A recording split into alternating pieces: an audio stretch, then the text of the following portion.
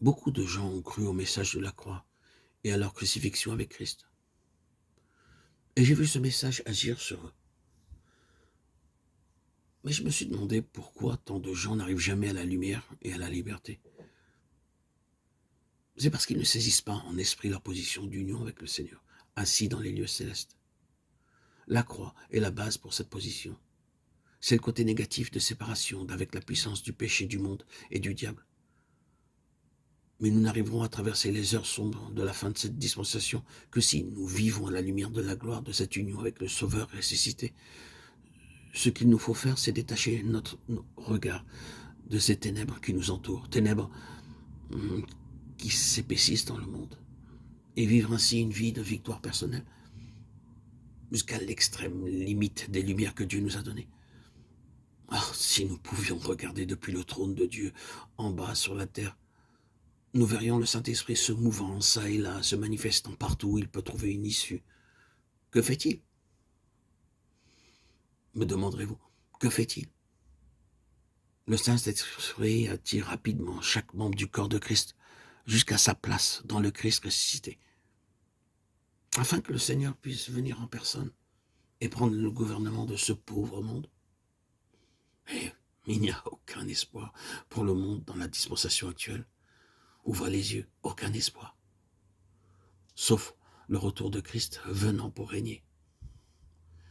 Comme ouvrier, héritier de Christ, co-héritier, notre but est d'entrer dans les vues et dans les plans de Dieu, à mesure que par l'Esprit, il prépare le corps de Christ à régner avec lui.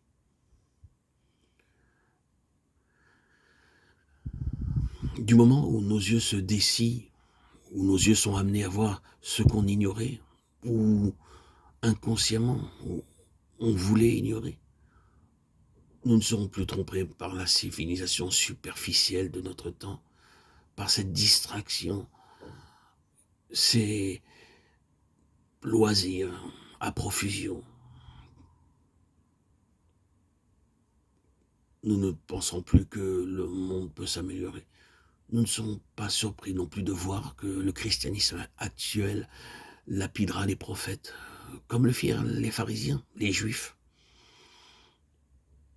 La contrefaçon du christianisme se tournera toujours contre le vrai christianisme. Mais avec la lumière du Seigneur ressuscité, nous pourrons supporter d'être lapidés comme Étienne, qu'importe les pierres. Il faut en recevoir. Il eut deux sortes de bénédictions à la Pentecôte, la bénédiction du Saint-Esprit pour gagner les âmes et la bénédiction des pierres. Êtes-vous prêt à recevoir ces deux bénédictions? Vous désirez la grâce pour gagner les âmes? Mais laissez le Maître choisir pour vous l'honneur d'être lapidé comme un martyr.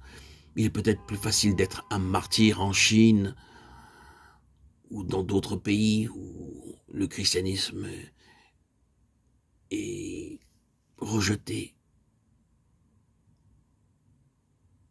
Mais Dieu a aussi ses martyrs dans les pays soi-disant chrétiens. Et il y a aussi une manière civilisée de les lapider à l'heure actuelle.